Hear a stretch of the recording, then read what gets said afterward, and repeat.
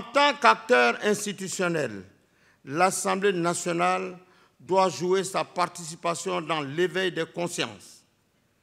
Elle doit, en toute liberté et en toute responsabilité,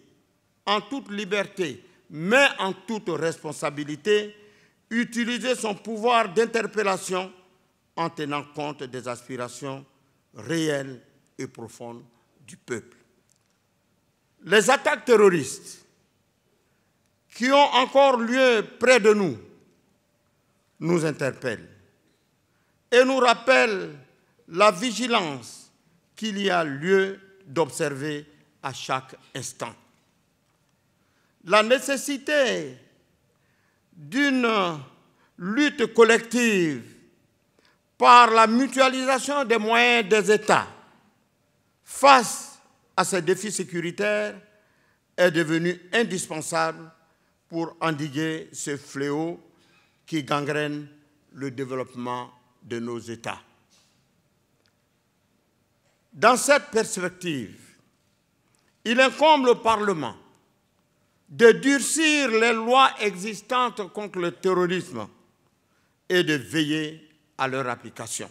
Avec la mise en œuvre du programme social du gouvernement sur la période 2019-2020, et ce programme d'un montant de 727,5 milliards de francs CFA couvrira les secteurs prioritaires, les secteurs sociaux prioritaires de la santé, de l'éducation, de l'électricité, de l'eau potable, de l'autonomisation des jeunes et des femmes, mais également des logements sociaux.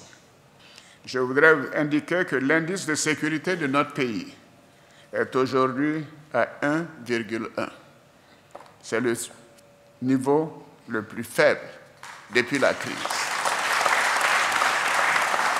Et ce niveau est comparable au niveau constaté dans toutes les grandes capitales du monde. La réconciliation et la cohésion sociale ont toujours figuré au rang de mes priorités. Il s'agit d'un engagement de chaque instant que nous devons mener ensemble. C'est pourquoi je voudrais en appeler à la responsabilité de chacun afin de préserver la paix et la cohésion. Je vous remercie.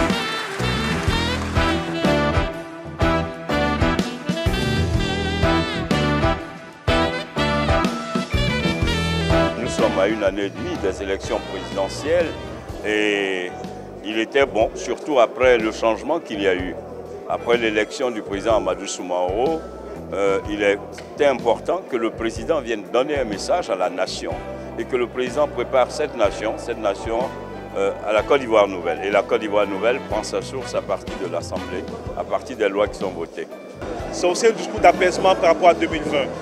Je note aussi, pour être le premier responsable du département en charge de l'emploi des jeunes, de la promotion des jeunes, que la jeunesse a été au cœur de ce discours. Dans le cadre donc, de la politique sociale du gouvernement, nous allons amplifier, sous l'autorité du Premier ministre, les actions en faveur des jeunes. Il a été évoqué aussi la notion de cohésion sociale, la notion de sécurité et de paix. Et nous pensons que ces notions doivent aboutir, comme l'ont si bien dit, au vivre ensemble. Nous souhaitons que ce ne soit pas des vains mots et que dans les actes que nous posons au quotidien, au niveau des dirigeants du pays, ces actes-là soient vraiment des actes qui appellent vraiment à la cause sociale. À 1 an des élections, je considère que c'est encore de la poudre aux yeux parce que le gouvernement, le président de la République a eu 8 ans, 10 ans pour réaliser ce progrès social. Aujourd'hui, tout le monde sait que les Ivoiriens vivent difficilement et qu'ils ont des problèmes les plus accrus pour accéder à la santé, que l'école est bloquée. Je ne crois pas que ce soit des annonces qui puissent faire espérer des changements notables dans la situation sociale du pays.